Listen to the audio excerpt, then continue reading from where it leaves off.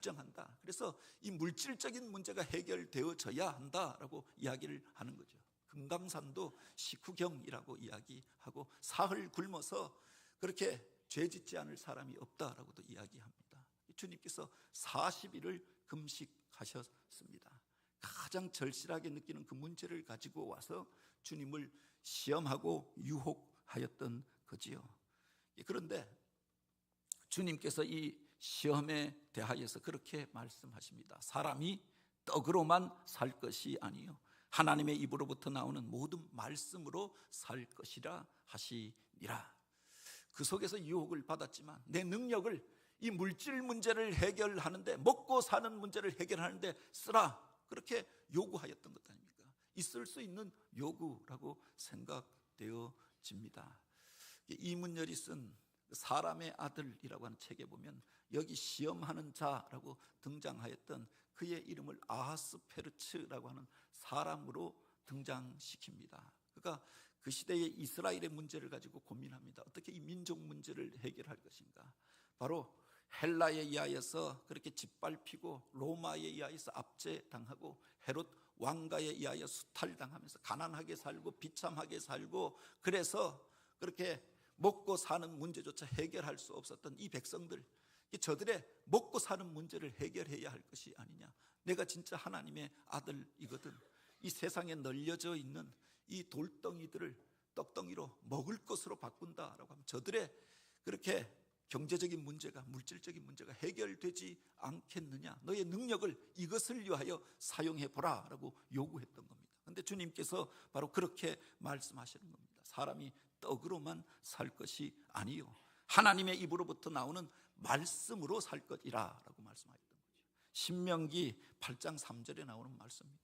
광야길을 지나던 이스라엘 백성들이 가장 크게 시험을 당하였던 문제가 바로 그것 아닙니까? 메마른 광야를 지나면서 척박한 광야 가운데서 먹는 문제를 가지고 불평합니다. 당장 그 메마른 땅에서 하나님이 만나를 내려 먹여 주셨는데 그것이 실증이 나서 불평하잖아요. 애굽 땅에 있을 때는 우리가 자유가 없고 노예였지만 그곳에서 주인의 고깃가마 곁에서 그들이 던져주는 고기라도 먹을 수 있었는데, 파와 부추와 채소들도 먹을 수 있었는데, 이 메마른 광야에서는 풀도 없고 고기도 구경하기 힘들구나. 차라리 애굽이 더 좋지 않았느냐, 그때가 더 좋지 않았느냐, 그것으로 돌아가자라고 이야기하는 이들까지 일어나게 되었던 것 아닙니까? 그들에게 주셨던 말씀이 바로 이 말씀 아닙니까? 사람이 떡으로만 살 것이 아니요 하나님의 입으로부터 나오는 모든 말씀으로 살 것이라. 당신의 백성을 훈련하고 연단하기 위하여 광야길로 지나가게 하였던 거죠. 하나님을 의지하고 하나님을 의뢰하면 하나님께서 먹을 것을 공급해 주셨습니다. 만나를 내려 먹여 주셨습니다. 반석에서 물을 내어 마시게 하여 주셨습니다. 그날에 일용할 양식을 주셨다라고 하는 겁니다. 그런데 그들이 더 나은 것들을, 더 많은 것들을 원하면서 불평과 원망이 일어났던 것 아닙니까? 하나님의 사람들이 물질의 매인 자가 아니라 그것을 넘어선 자가 되어져야 합니다. 하나님의 말씀으로 이 세상이 지음 받았던 것처럼 오늘 우리가 하나님의 말씀을 의지하는 자로 살 때 하나님께서 그를 책임져 주실 것을 이야기해 주셨던 거지요.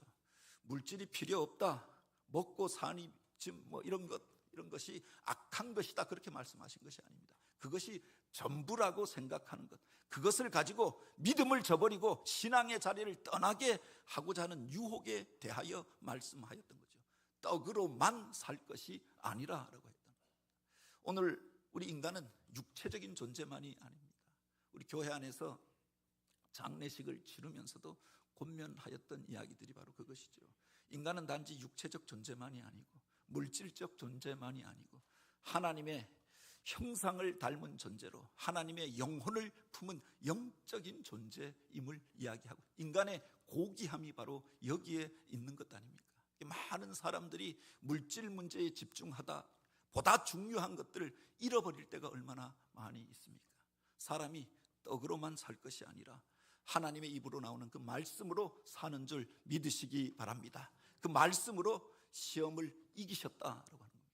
그랬더니 그 다음에 사단이 예수님을 이끌고 간 것이 있습니다. 그렇게 하나님을 믿고 하나님의 말씀을 사모하는데 주님을 이끌고 바로 성전 꼭대기로 이끌고 가서 거룩한 성의 그 꼭대기에 세우고 하나님의 말씀을 가지고 시험하는 겁니다. 내가 이곳에서 뛰어내려 보라.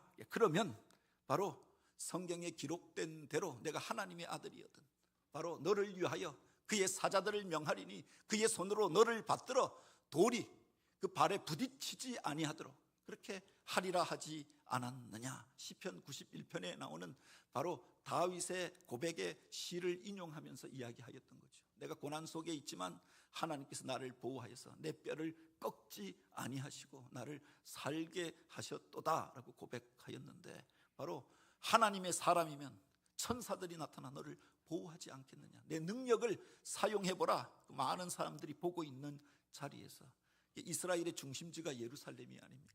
그 성전에 수많은 사람들이 하나님을 예배하기 위하여 메시아를 기다리며 기도하며 성전을 오르고 있는데, 성전 꼭대기에서 바로 한 사람이 서 있을 뿐만 아니라 그가 뛰어내렸는데 천사들이 보호하여서 그가 살게 된다. 수많은 사람들이 환호하며 너를 메시아로 받아들이고 너를 높이지 않겠느냐. 내 능력을 사용해 보라, 자랑해 보라 라고 이야기했던 거죠. 바로 그 속에 또 다른 시험이 있었던 것 아닙니까? 내가 그렇게 대단한 자이면 그 능력을 한번 나타내 보라, 과시해 보라 라고 하는 겁니다. 언젠가 제가 초등학교 다닐 때 병원에 갔는데, 그때 물론 제가 야구 선수였습니다. 야구부 하다가 모처럼 출전 기회가 있어서 후보 선수였는데, 그날 출전 기회가 주어져서 우리 감독님 앞에서 또 많은 학생들이 응원하러 왔는데 내 실력을 증명해 보리라. 그래서 어떻게든 살아나가려고 했습니다. 그래서 그 타자로 나섰는데 공이 들어오는데 사실은 공이 워낙 빠르고 우리 친구들이 하나도 치지 못하는 겁니다. 그래서 번트처럼 되고 내가 달리기가 빠르니까 어떻게든 살아야겠다라고, 그래서 그렇게 죽을 힘을 다하여서 뛰었지요. 일루를 향하여서 슬라이딩하고 쫙 들어갔는데 위에서 한참 후에 소리가 나는 겁니다. 아웃. 그런데 얼굴을 갈면서 들어가서 워낙 피나게 그냥 헤딩으로 이렇게 헤드 슬라이딩을 했는데 얼굴이 갈려서 피를 흘리면서 실려서 병원에 갔던 겁니다.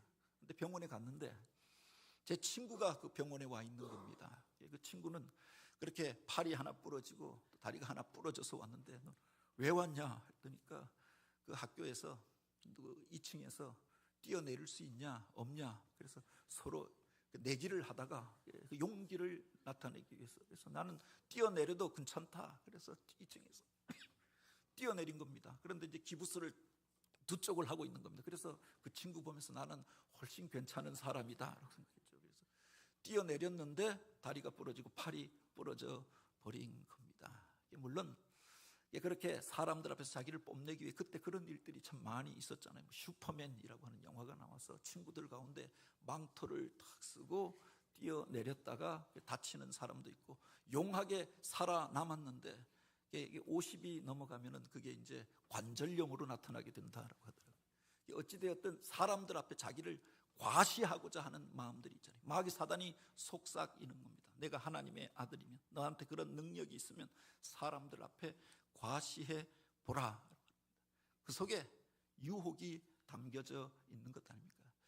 본질적인 일들이 아닙니다. 어떤 사람을 구원하고 하나님이 맡기신 그렇게 사명의 일들을 행하는 것이 아니라 자기를 나타내고 자기를 드러내기 위하여 그 일들을 하라라고 하는 거죠. 과거에 70년대 유명하였던 가수 가운데 우리 교회 와서도 간증하였던 분이 있습니다. 그분이 기독교인이고, 그런데 가수 생활을 하다가 그렇게 대마초 사건에 휩쓸려서 한동안 구설수가 되어지고, 그래서 연예 무대를 떠났던 적이 있습니다. 그런데 간증하면서 그 이야기를 하잖아요.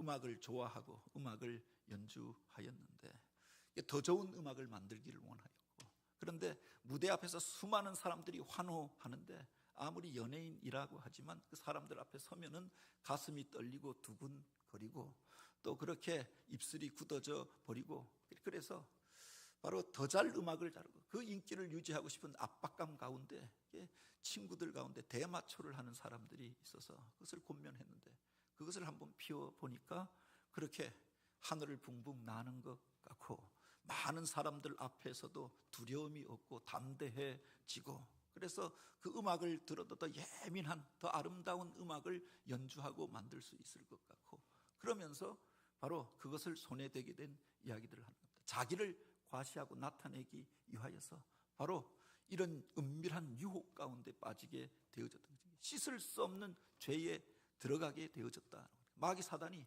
너를 과시해보라 라고 이야기합니다. 그를 위하는 것 같지만 그를 멸망의 자리로 추락시키고자 하였던 것 아닙니까? 그를 향하여 주님께서 말씀하십니다. 또 기록되었을 때 주 너의 하나님을 시험하지 말라 하였느니라. 하나님이 주신 은사와 능력은 하나님의 나라를 위하여, 영혼을 구원하고 하나님의 의를 이루는 것들을 위하여 사용하여야 하는 거죠. 자기를 과시하고 자기를 높이기 위하여 바로 사용하라고 주신 것이 아니었다. 하나님을 시험하도록 그렇게 주신 것이 아니었다라고 하는 거죠. 그 부르심의 사명을 분명히 기억하고 그 말씀으로 사단의 유혹을 이기십니다. 그랬더니 이번에는 더 높은 곳으로 이끌어 갑니다. 그냥 이스라엘이 보여지는 예루살렘의 중심 정도가 아니라 천하만국이 보여지는 자리로 이끄시고 가서 바로 그 사단이 이야기하는 겁니다. 천하만국과 그 영광을 보여주며 만일 내가 엎드려 나에게 경배하면, 나에게 한 번만 절하면 이 모든 것을 내게 주리라. 아무도 보지 않는 자리에서 은밀한 거래를 제안하였던 겁니다. 한 번만 절하면, 하나만 양보하면 이 모든 것을 주겠다. 사람들 앞에서 바로 이와 같이 그가 영광을 얻고 많은 사람을 다스릴 수 있는 권력과 힘을 주겠다라고 요구하였던 거죠. 어찌 보면은 가장 궁극적인 요구라고 이야기할 수도 있습니다.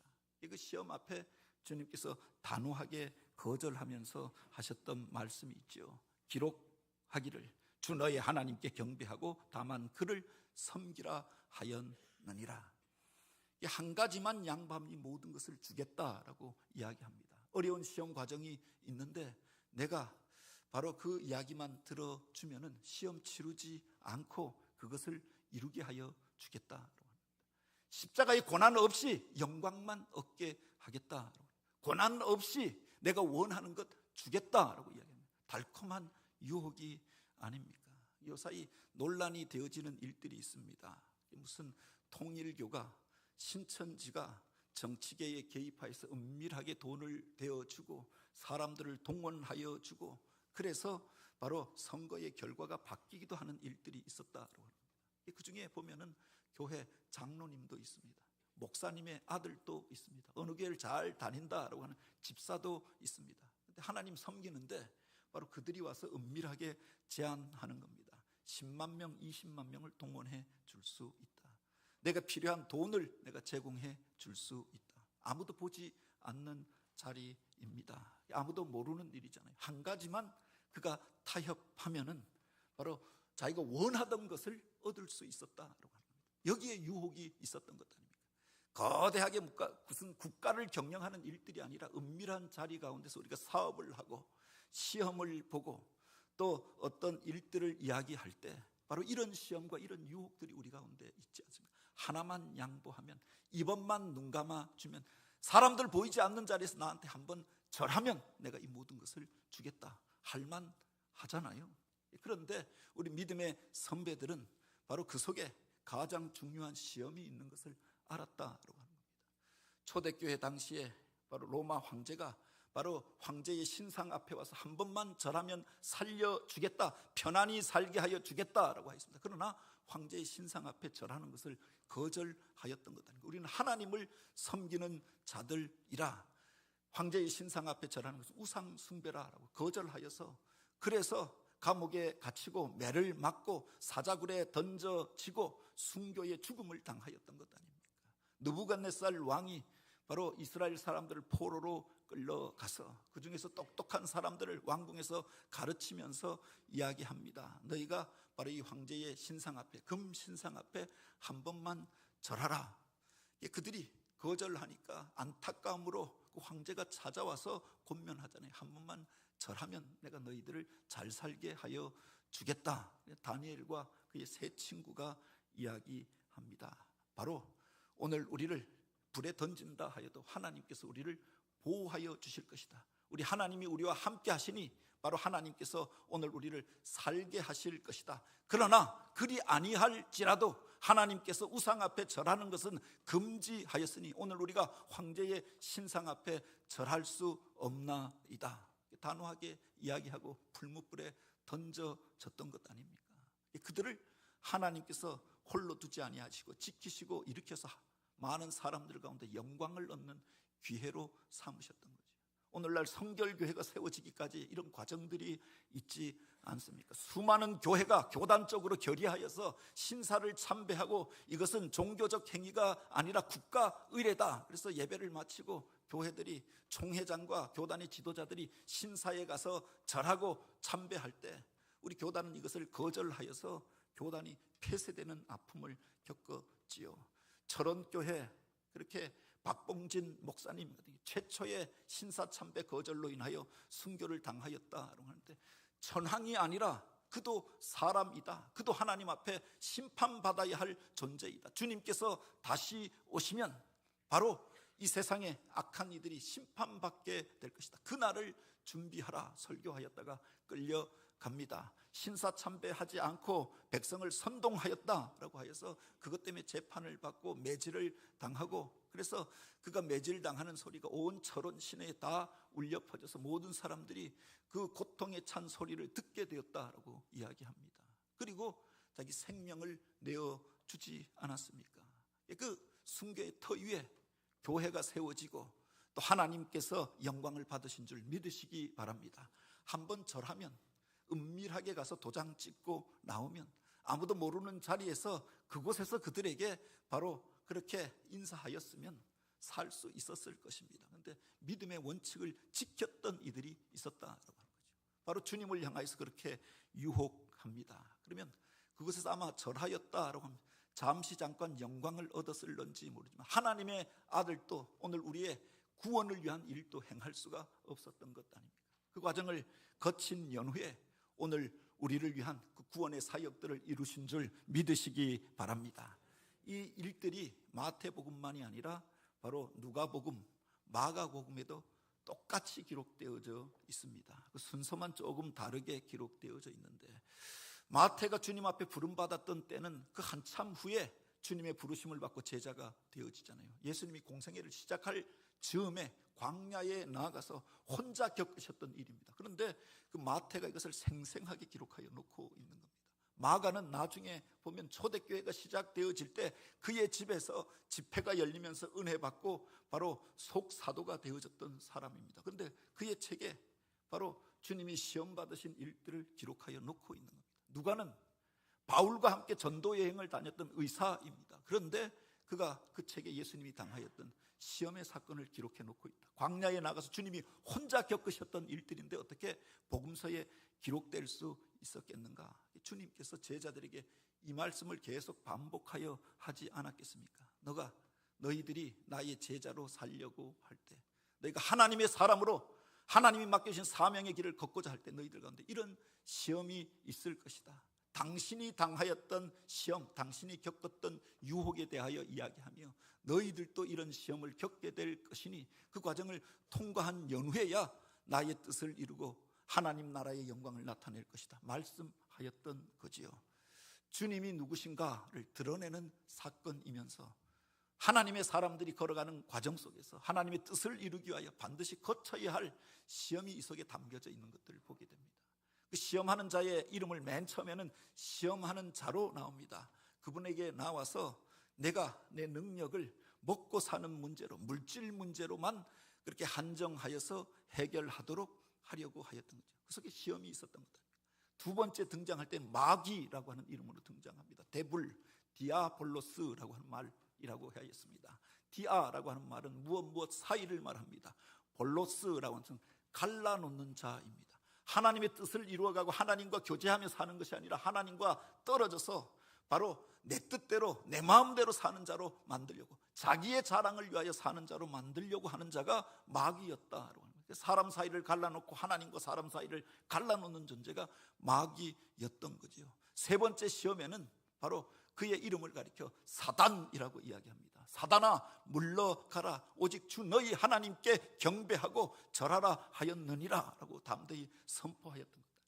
사단이라고 하는 말은 대적하는 자입니다.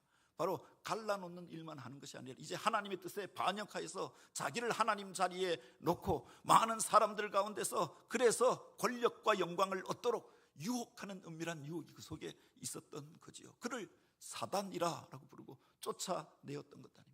인생의 길을 걸어갈 때, 믿음의 길을 걸어갈 때 오늘 우리들 안에 이런 시험들이 있지 않습니까? 물질의 유혹이 있고 육신의 정욕과 안목의 정욕과 이생의 자랑을 통한 시험들이 있습니다. 오늘 우리는 무엇으로 그 시험을 이기고 있습니까? 주님이 주신 말씀을 통하여서 우리가 말씀을 묵상하는 이유가 바로 여기에 있었던 것 아닙니까? 성령의 도우심 가운데 하나님이 함께 하심으로 이 시험의 과정을 넉넉히 통과하고 오늘 우리가 하나님의 사람임을 나타낼 뿐만 아니라 하나님이 언약하신 복을 누리면서 하나님이 원하시고 기뻐하시는 인생의 길을 걸어가는 저와 여러분 우리가 되어지길 주님의 이름으로